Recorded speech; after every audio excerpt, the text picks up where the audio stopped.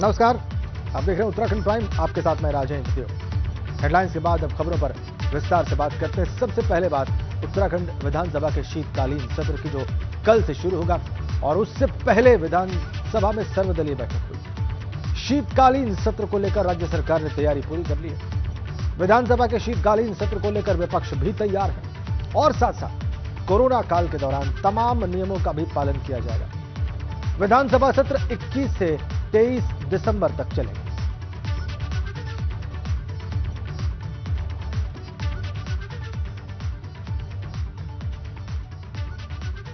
दो तस्वीरें आपकी स्क्रीन पर हैं। कल से विधानसभा का शीतकालीन सत्र शुरू हो रहा है, 23 दिसंबर तक चलेगा। 3 दिन का सत्र। इसके लिए आज सर्वदलीय बैठक हुई और इसमें यह सत्र कैसे चले, इस पर मंथन हुआ, इस पर बातचीत हुई। बैठक की, आज की सर्वदलीय बैठक की तस्वीरें आपकी स्क्रीन पर हैं। कल से विधानसभा के शीतकालीन सत्र की शुरुआत हो रही है। 21 से 23 दिसंबर तक का वक्त, 3 दिनों तक चलेगा ये सत्र।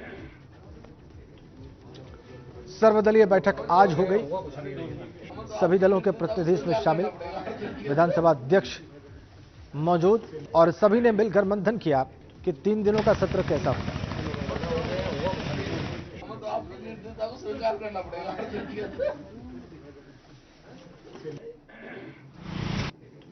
अभी हमने 2 दिन का बिजनेस तय हुआ है हमारा।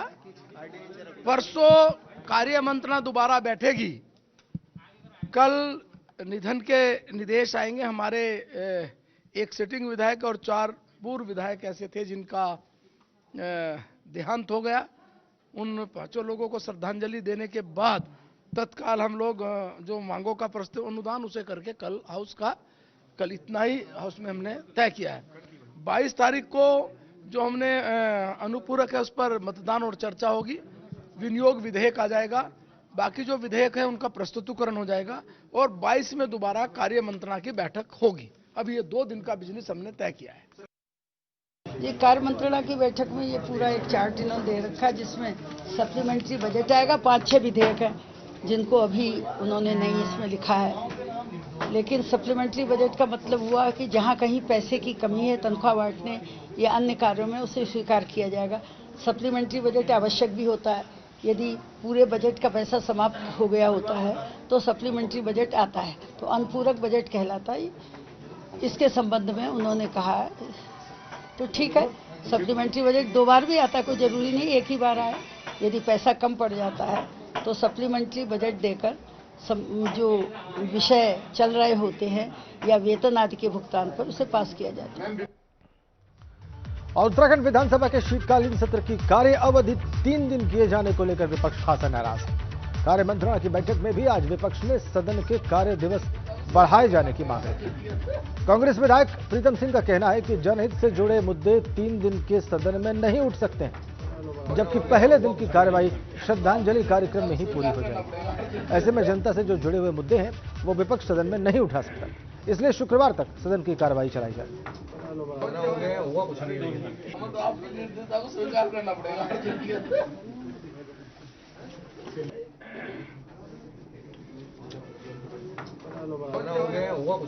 चलिए अब सीधे देहरादून का रुख करते हैं और जानते हैं कि आज की सर्वदलीय बैठक में किन बिंदुओं पर महत्वपूर्ण चर्चा हुई और कल जब सत्र शुरू होगा तो क्या विशेष रहने वाला है। विनोद, आज जो सर्वदलीय बैठक हुई उसमें सबसे महत्वपूर्ण नेताओं ने क्या बात कही? राजेंद्र, देखिए, कल से विधानसभा शीतकालीन सत्र शुरू हो रहा है और कल से लेकर 23 दिसंबर तक ये आहूत किया गया है। और ऐसे में राज्य सरकार की जहां एक तरफ पूरी तैयारी है और आज अलग अलग 2 बैठकें विधानसभा में हुई, चाहे वो सर्वदलीय बैठक हो या फिर कार्य मंत्रणा की बैठक हो। राज्य सरकार की ओर से विपक्ष को यही कहा गया कि जो सत्र का संचालन होगा उसमें सहयोग करे।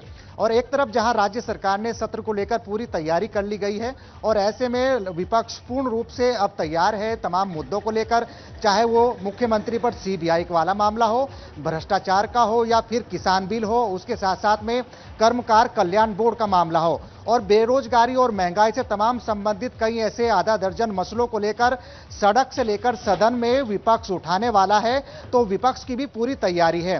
लिहाजा में अगर कोरोना काल के दौरान इस विधानसभा शीतकालीन सत्र की बात करूं तो 9:30 बजे सभी विधायक जो भी कोरोना जिनके पास में नेगेटिव रिपोर्ट होगी वो उत्तराखंड की विधानसभा सत्र की कार्रवाई के दौरान प्रवेश पा सकेगा और उसके बाद में जितने भी विधायक परिसर में पहुंचेंगे उसको आचार्य बालकृष्ण पहले योगा कराएंगे और उसके बाद ही वो सत्र के कार्रवाई में शामिल होंगे। कल अनुपूरक बजट टेबल्ड हो जाएगा और उसके बाद में तमाम ऐसे 5 विधेयक हैं जिनको भी 22 दिसंबर यानी परसों विधानसभा पटल पर रखे जाएंगे। करीब 484 ऐसे प्रश्न हैं जिनको राज्य सरकार की ओर से जवाब देना है। राज्य सरकार की भी तैयारी राजेंद्र पूरी है, लेकिन ये बात देखने वाली होगी आखिरकार जिस तरीके से विपक्ष इस बात को लेकर सवाल उठा रहा है कि भाई 3 दिनों का ये सत्र की अवधि है, तो कहीं ना कहीं सत्र की अवधि को बढ़ाने की भी मांग विपक्ष जरूर करेगा और तमाम गुंजाइश है विनोद, जैसे मैंने अभी गिनाया है, कोई गुंजाइश है कि विपक्ष की मांग को सरकार मान ले और सदन की अवधि बढ़ा दी जाए? इसकी कोई गुंजाइश, कोई संकेत सरकार की ओर से आपको दिखाई दिया? जी राजेंद्र, देखिए जैसे ही कल सत्र का आगाज होगा, सबसे पहले तो जो सत्र की कार्रवाई से पहले अभी जो अल्मोड़ा के सल्ट विधानसभा से जो एक विधायक सुरेंद्र सिंह जीना का निधन हुआ है, उससे अलग अलग पूर्व विधायक 4 ऐसे विधायक हैं, उनको कल सत्र की कार्रवाई से पहले श्रद्धांजलि दी जाएगी और ऐसे में तमाम जितने भी कार्य होंगे सत्र की कार्रवाई चलेगी। लेकिन जो कार्य मंत्रणा की बैठक है वो 22 दिसंबर को भी होगी और सत्र की अवधि बढ़ाई जाए या नहीं बढ़ाई जाए उसको लेकर भी 22 दिसंबर को ही फैसला होगा। लेकिन विपक्ष पूरी तरह से अड़िग है कि सत्र की अवधि को इतने दिनों में यानी 3 दिनों की अवधि को लेकर पूर्ण रूप से खाना पूर्ति करने का एक राज्य सरकार पर आरोप कांग्रेस लगा रही है और यही वजह है कि तमाम कांग्रेस मानने की जितने भी मुद्दे होते हैं, जनहित के मुद्दे हों, लोगों की समस्याओं से संबंधित इशू हों, महंगाई, बेरोजगारी, भ्रष्टाचार या फिर किसान बिल, तमाम मुद्दों को लेकर ये 3 दिनों का समय बहुत ही कम है और ऐसे में कल से सत्र का आगाज हो जाएगा और विपक्ष की तैयारियों के साथ साथ में जहां राज्य सरकार अपनी तैयारी पूरी कर ली है राज्य सरकार ने की ओर से और आज जो दो अलग अलग बैठक हुई है, सर्वदलीय बैठक हो या कार्य मंत्रणा की बैठक हो, और सर्वदलीय बैठक में राज्य सरकार ने पूर्ण रूप से सत्र के संचालन को लेकर विपक्ष से सहयोग मांगा है। हालांकि अब कल के बाद में जिस तरीके के तेवर होंगे कांग्रेस के वो देखने वाली बात होगी और सड़क से लेकर सदन तक किस तरीके की स्थिति होगी वो उसका इंतजार करना पड़ेगा। राजेंद्र, ठीक है, बहुत धन्यवाद आपका विनोद इन तमाम जानकारियों के लिए। तो क्या स्थिति होगी इसका इंतजार करना पड़ेगा। विपक्ष की मांग है कि सदन की अवधि बढ़ाई जाए, इस सत्र की अवधि बढ़ाई जाए, शुक्रवार तक कम से कम किया जाए। आगे बढ़ते हैं, उत्तराखंड के विश्वविद्यालयों को एक कानून के दायरे में लाने वाला विश्वविद्यालय विधेयक अम्ब्रेला बिल राजभवन ने वापस लौटा दिया है। राज्यपाल बेबी रानी मौर्य ने अम्ब्रेला विधेयक को कई आपत्तियों के साथ विधानसभा को वापस लौटा दिया। राजभवन की ओर से विधेयक में कुछ प्रावधानों को राजकीय विश्वविद्यालयों की स्वायत्तता के विपरीत पाया गया और साथ साथ कुलपति के चयन में राज्यपाल के अधिकारों को भी कम करने पर आपत्ति जताई गई। विश्वविद्यालय अनुदान आयोग की बात थी इसमें। विधेयक विश्वविद्यालय की स्वायत्तता के विपरीत पाया गया और इसीलिए वापस लौटाया गया है। कुलपति की नियुक्ति का अधिकार राज्य सरकार को देने पर प्रश्न है इसमें।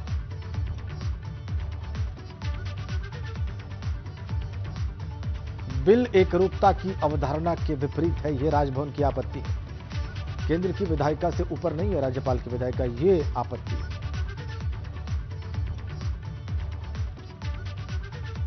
चलिए आगे बढ़ते हैं। सीएम त्रिवेंद्र रावत ने अपने जन्मदिन के मौके पर कार्यक्रमों में वर्चुअली हिस्सा लिया। इस दौरान उन्होंने कोरोना को लेकर एहतियात बरतने की अपील की। उन्होंने कहा कि मेरा स्वास्थ्य पूरी तरह से ठीक है, आप भी अपना ध्यान रखें। आपको बताया कि मुख्यमंत्री त्रिवेंद्र रावत कोरोना पॉजिटिव पाए गए थे और वो अब होम आइसोलेशन में है। आवाज से ही उन्होंने अपने शुभचिंतकों को संबोधित किया।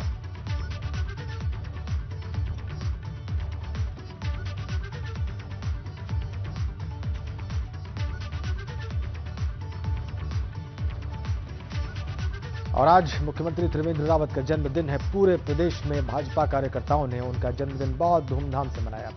काशीपुर में भाजपा कार्यकर्ताओं ने राजकीय चिकित्सालय में पहुंचकर मरीजों को फल वितरित कर मुख्यमंत्री का जन्मदिन मनाया। डॉक्टर गोविंदर सिंह जी, भारतीय जनता पार्टी त्रिवेंद्र सिंह रावत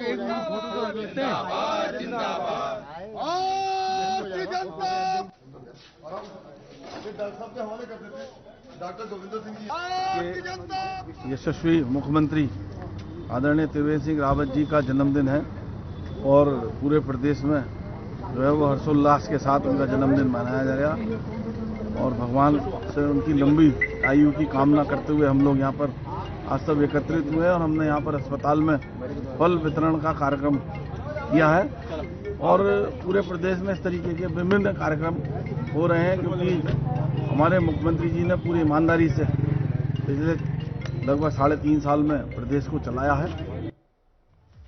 इधर मसूरी में भी भाजपा कार्यकर्ताओं ने मुख्यमंत्री के जन्मदिन पर कार्यक्रम आयोजित कर मुख्यमंत्री त्रिवेंद्र रावत का 61वां जन्मदिन धूमधाम के साथ हैप्पी बर्थडे तो बोलो। मसूरी महिला मोर्चा के द्वारा मंडल अध्यक्ष पुष्पा परिहार और जिला महामंत्री अनीता सक्सेना के नेतृत्व में मसूरी सिविल हॉस्पिटल में मरीजों को फल वितरित किया।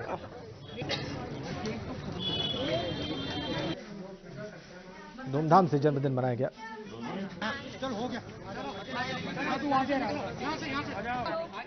उधर यूपी के गाजियाबाद में चल रहे कृषि कानून के खिलाफ प्रदर्शन में उत्तराखंड के पूर्व सीएम हरीश रावत पहुंचे। वहां पर उन्होंने उन किसानों को श्रद्धांजलि दी जिनके आंदोलन के दौरान मौत हो गई। उन्होंने मीडिया से बातचीत के दौरान कहा कि मैं किसान का बेटा हूं, किसान अन्नदाता है, किसान से कुछ भी न छीना जाए। किसान एकता जिंदाबाद कहने आया हूं और मैं किसान हूं, किसान का बेटा हूं और भगवान से मेरी प्रार्थना है कि किसान से कोई नहीं जीता है और आगे भी कोई जीते नहीं क्योंकि वो अन्नदाता है और इस संघर्ष में भी किसानों की जीत हो। अल्मोड़ा पहुंचे सांसद अजय टब्जा ने कृषि कानून को लेकर विपक्ष पर निशाना साधा। उन्होंने कहा किसानों का यह आंदोलन विपक्ष की साजिश है। विपक्ष इसको लेकर देश में अराजकता फैलाने की कोशिश में जुटा है, जबकि नया कानून किसानों के हित में है। उसके लिए संपूर्ण प्रकार की सुविधाएं देने का काम इस बिल के अंदर है। और वहीं आज आप जानते हैं इस देश के अंदर 70 साल की आज़ादी में किसान को सम्मान देने का काम 7 लाख करोड़ का बजट देकर के 6,000 रुपया पर किसान को देने का काम भी इस 70 साल की आज़ादी में पहली बार नरेंद्र भाई मोदी जी ने किया है। ये काम करने के कारण से विपक्ष घबरा गया। विपक्ष के एजेंडे में स्वयं ये बिंदु है इस बिल को लाने का था और तब उनको बुरा नहीं लगता था, वो लागू नहीं कर पाए। नरेंद्र भाई मोदी जी ने उसको लागू करके दिखाया है। और कृषि कानूनों के विरोध में दिल्ली बॉर्डर पर डटे किसान संगठनों के आह्वान पर रुद्रपुर में भी उन किसानों को श्रद्धांजलि दी गई जिनकी दिल्ली बॉर्डर पर धरने के दौरान मौत हो चुकी है। जिला मुख्यालय रुद्रपुर में भी संयुक्त किसान मोर्चा के बैनर तले तमाम किसान संगठनों और राजनीतिक दलों द्वारा श्रद्धांजलि दी गई। किसान संगठन से जुड़े तमाम लोग रुद्रपुर के रणजीत पार्क में एकत्रित हुए। यहां पर उन्होंने मृतक किसानों के लिए 2 मिनट का मौन रखते हुए उनकी आत्मा की शांति की प्रार्थना की। पूरे देश में आज किसान आंदोलन में तकरीबन 32 लोग शहीद हो चुके हैं और उनको एक श्रद्धांजलि देने के लिए एक शोक सभा रखी गई थी जो दुनिया के कोने कोने में रखी गई और यहाँ पर भी रुद्रपुर में महाराजा रणजीत सिंह पार्क में एक शांतिपूर्व परमात्मा के चरणों में अरदास। ये भगवान जो लोग शहीद हुए हैं, माताएं, बच्चे, बुजुर्ग, उनको अपने चरणों में निवास बख्शें और यह दुख सहने की हम सभी को, उनके परिवारों को शक्ति बख्शें। ये एक सच्ची श्रद्धांजलि और एक भगवान से प्रार्थना की गई कि यह परमात्मा अपने आज़ाद देश में अपने ही लोग इस तरह की सर्दी में जो बैठे हैं सड़कों पर, उनका जल्दी से फैसला हो जाए। चलिए आगे बढ़ते हैं। रुड़की क्षेत्र में शुगर मिलें शुरू में 1.5 महीने का वक्त बीत चुका हो, लेकिन अभी तक गन्ने का मूल्य निर्धारित नहीं होने से किसान बहुत परेशान नजर आ रहे हैं और अपना गन्ना चरखी कोल्हू में डालने को मजबूर है। इनका आरोप है कि सरकार गन्ना मूल्य निर्धारण करने में देरी कर किसानों की उपेक्षा कर रही है। किसानों ने कहा कि चीनी मिलों पर अभी भी किसानों का करोड़ों बकाया है, लेकिन मिलें देने को तैयार नहीं और इसीलिए किसान सड़कों पर धरना प्रदर्शन को मजबूर है। इधर अजय टमटा ने सांसद निधि से 2 एम्बुलेंस खरीदकर जिला अस्पताल को दे दी है। सांसद ने खुद इन 2 एम्बुलेंस गाड़ियों को जिला अस्पताल से हरी झंडी दिखाकर इनका शुभारंभ किया। सांसद महोदय ने कहा कि पीएम के मार्गदर्शन में स्वास्थ्य सुविधाओं को बेहतर किया जा रहा है।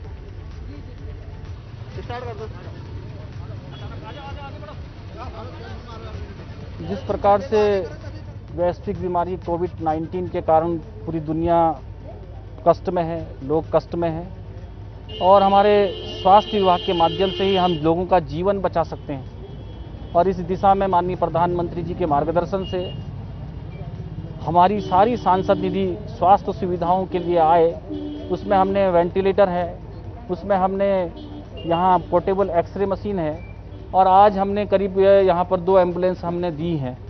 बाकी की हमने जिला योजना से भी 2 एम्बुलेंस प्रोवाइड की हैं। उधम सिंह नगर जनपद की सीमांत विधानसभा खटीमा के विधायक पुष्कर सिंह धामी ने खेत के जरूरतमंद बुजुर्ग, बीमार और निर्धन लोगों को मुख्यमंत्री राहत कोष के चेक बांटे।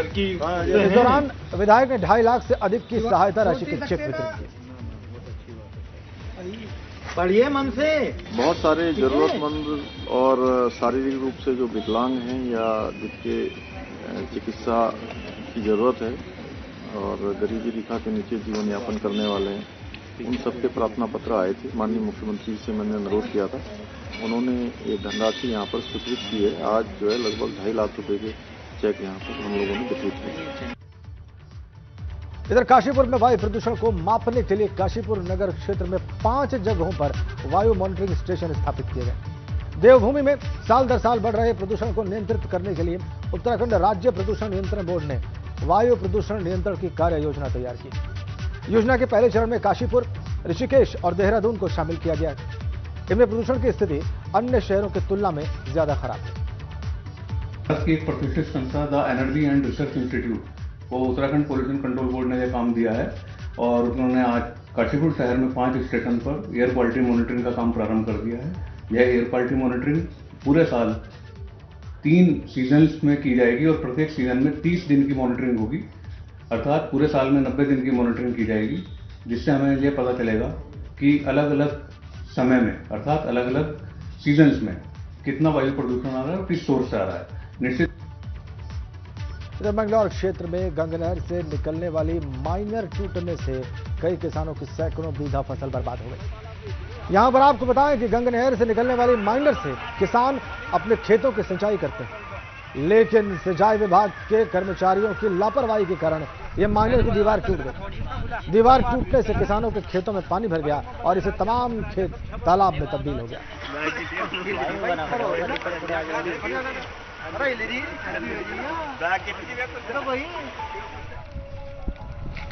सिंचाई विभाग से संपर्क किया जा रहा है। हम ये तय कर रहे हैं कि किसकी रिस्पॉन्सिबिलिटी है और सिंचाई विभाग की तरफ से क्या क्षतिपूर्ति की जा सकती है और सरकार की तरफ से जो किसानों को क्षति हुई है उसको किस तरह से कॉम्पेंसेट किया जा रहा है।